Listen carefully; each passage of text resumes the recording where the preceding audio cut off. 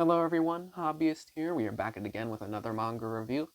And if you haven't yet already, make sure to hit that subscribe button, as well as to make sure to hit that like and share, and to leave your comments down below, because this time we're going to be getting into the UA Traders arc, which takes place right after the Stars and Stripes arc, and is the second half of Volume 34, and ends towards the early beginnings of Volume 35. And I gotta be completely honest with you, the UA Traders arc was way better than the Stars and Stripes arc in comparison.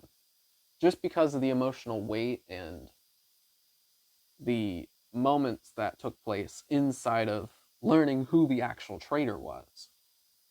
So, for those of you who don't want to be spoiled, I don't know what you're doing here inside this video.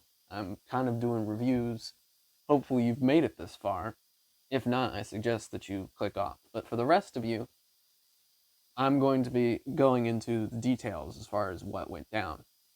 And when it comes to the UA Traitor arc, learning that Aoyama was the actual traitor was very different, but it was shocking, but it was an emotional shock, because up until this particular arc, Aoyama's character has been portrayed as something completely different from what it becomes inside of this arc, and just the amount of pressure and fear and anxiety that he feels. The fact that we learned that Aoyama was quirkless just like Deku, and was also given a quirk just like Deku, and that his situation was more so just bad circumstance.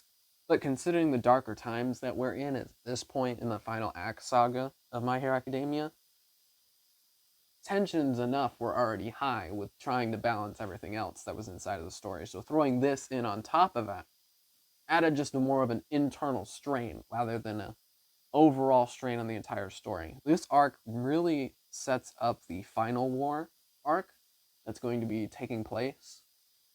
And like I said, I feel that this is a much better arc in comparison to the first half of Volume 34.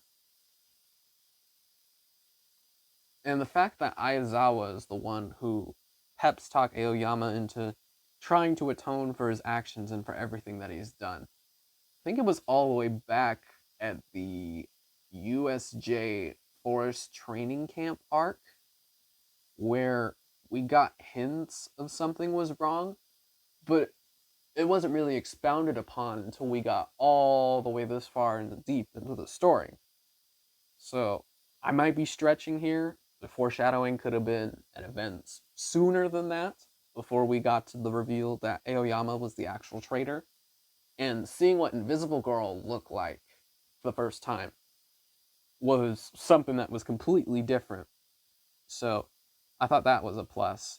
And kind of Deku just showing off his compassion once more, saying that Aoyama could still be a hero despite the uncertain predicament that he was put in.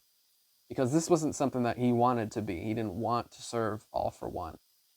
So I honestly do think that the level of emotions that came back into this arc, the level of character conflict that was happening with the Aoyama situation, was what really helped the story a lot. For me, it doesn't necessarily have to be the emotional moments, but when it's the moments inside of My Hero that can cause conflict with the characters, or cause conflict that make the story more difficult or harder to overcome for the characters, I think that's where My Hero shines the most.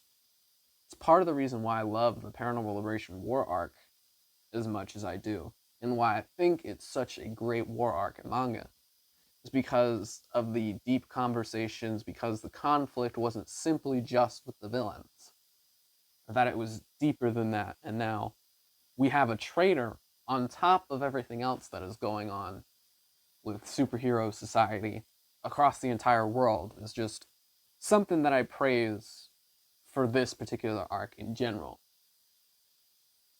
So yeah, I think the UA Traitor arc was something that was really good. Again, let me know your comments down below. Was there anything that you guys thought was like more standing out that I didn't mention earlier? Or were there some things that you would hope that got changed and would have suited the story better? I would love to hear all your thoughts. But otherwise, we'll see you guys in the next one.